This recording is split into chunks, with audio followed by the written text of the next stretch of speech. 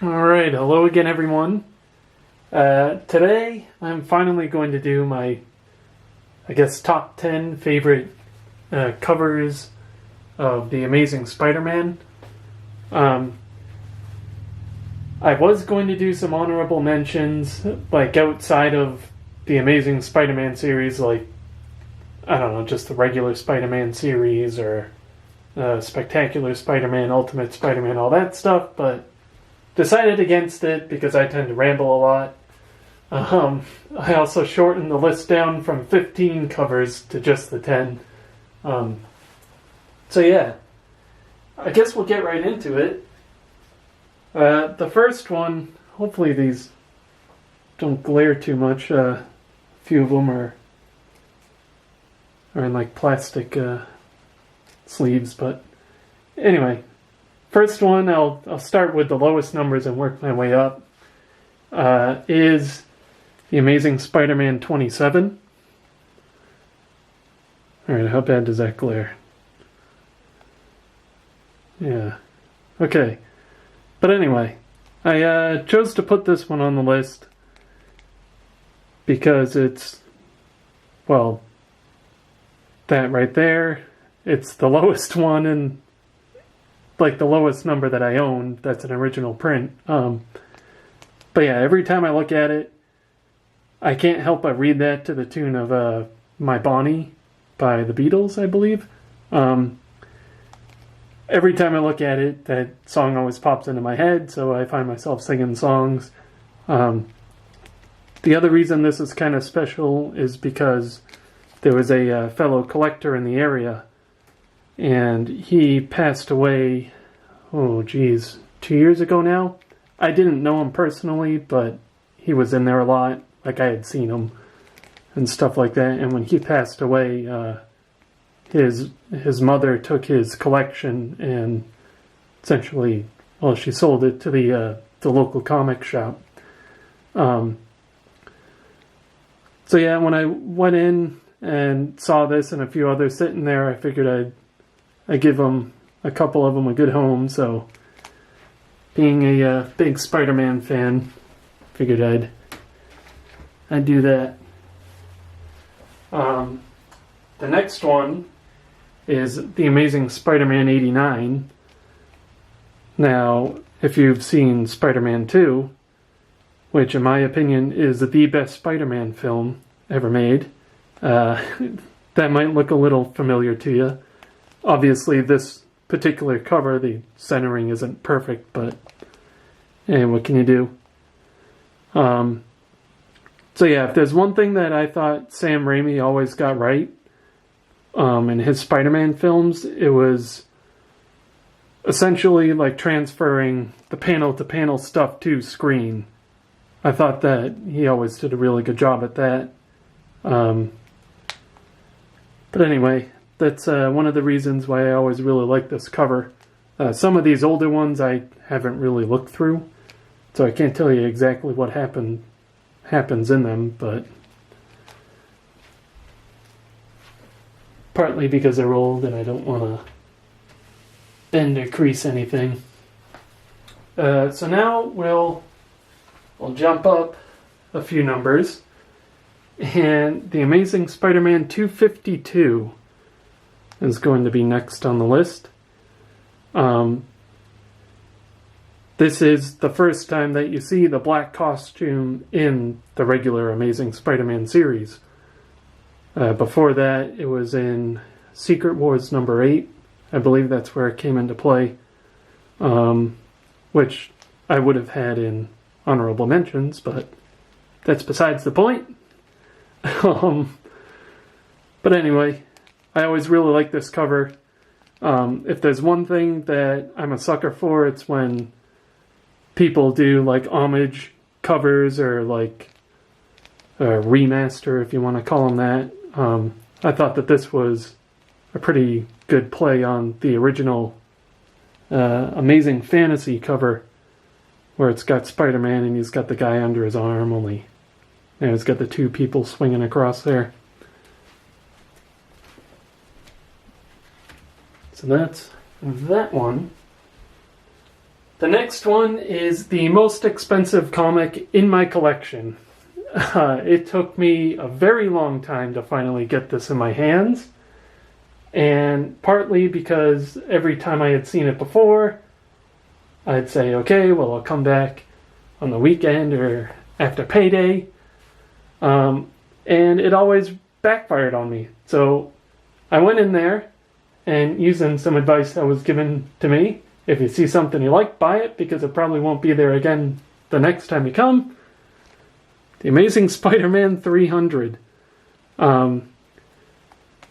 This is the first time that we essentially see Venom.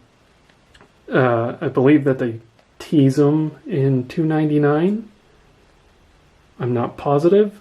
But yeah, this is the first full issue that features Venom. Obviously a big landmark, one that... Oh yeah, it's still got the sticker on their key because they had it under lock and key, I guess. They had it up in their case. But this is always one of my favorites. Of course, Venom is a major villain. I'm a big fan of the McFarlane era Spider-Man stuff. So yeah, that would be number 4 on the list. The next one, sticking with the McFarlane era, is a cover that well, it kind of speaks for itself. This is issue number 306. Like I said, I'm a sucker for comics or covers that pay homage to other comics. And I don't know about you, but I look at this and I see Action Comics number 1 with Superman lifting up the car over his head, saving the guy on the ground. Like, that's what I see when I look at this. And I always thought that was really neat. It was I'm not positive if it was intentionally a homage, but that's what it looks like. So it's on the list. It's on the list because of that reason. Right, and we got more McFarlane here. This was actually the first comic that I ever bought that features Venom. I bought this, 2006 maybe? It was before Spider-Man 3 came out. I know that. And when I first picked this up, I want to say it was like $7. And I went in not too long ago. They have the same comic now. They have it in the case. And I believe it's going for $50 or something like that. This is the second main storyline that featured Venom. And surprisingly, it's a cover that's been getting a lot of attention recently on t-shirts and posters. I believe one of the Spawn comics actually did an homage to that cover not too long ago. But anyway, that's a little backstory on that one. This next one is, first time that we see Carnage. And as much as I like the McFarlane era stuff, Carnage is actually my favorite Spider-Man villain. So, of course, when I saw this one in there one day, had to pick it up, add it to the collection. This one I actually bought, it was only a couple of years ago, really.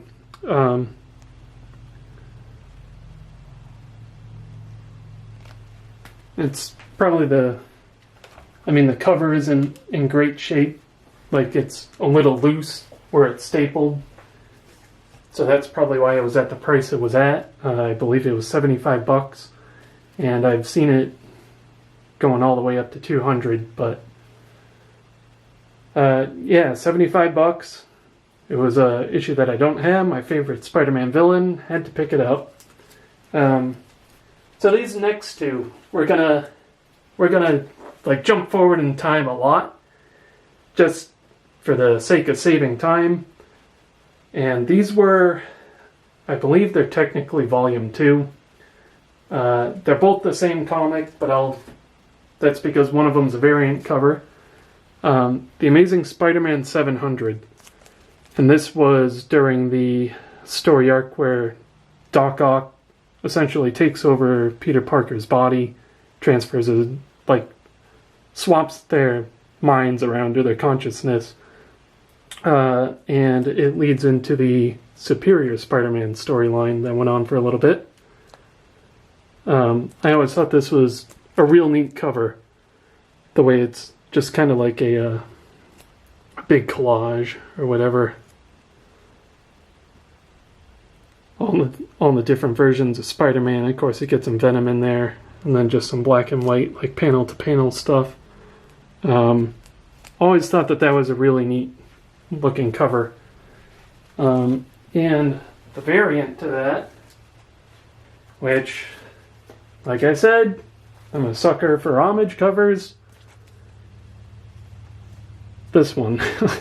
So obviously it's a play on the Amazing Spider-Man 300, with Doc Ock just kind of swinging around there, looking like his younger self. Yep,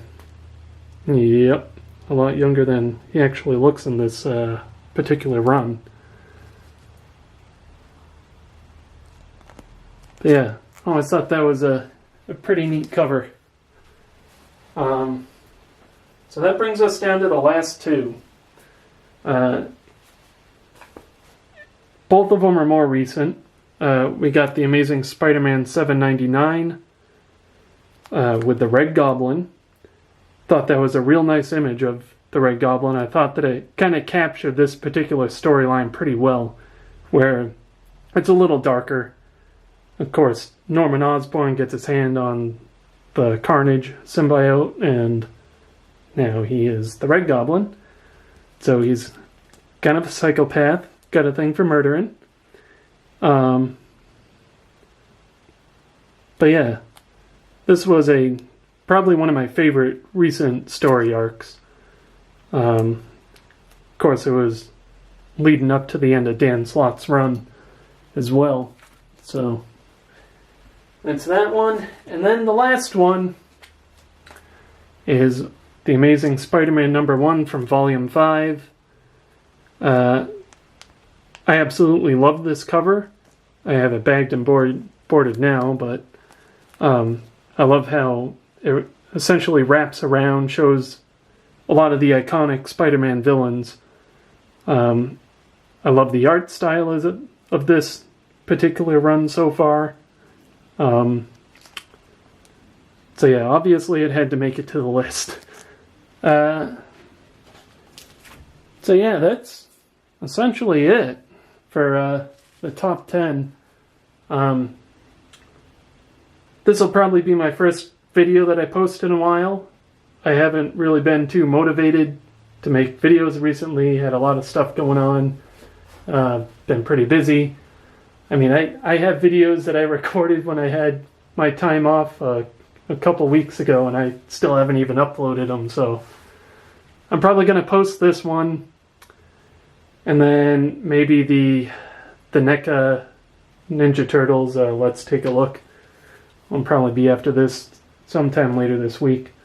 But yeah, figured this would be a good way to kind of get back into the swing of things. So anyway, hope you all enjoyed. Hope you're all having a good day, night, afternoon, whatever it is for you guys. And hope the rest of your day, night, or afternoon goes just as well.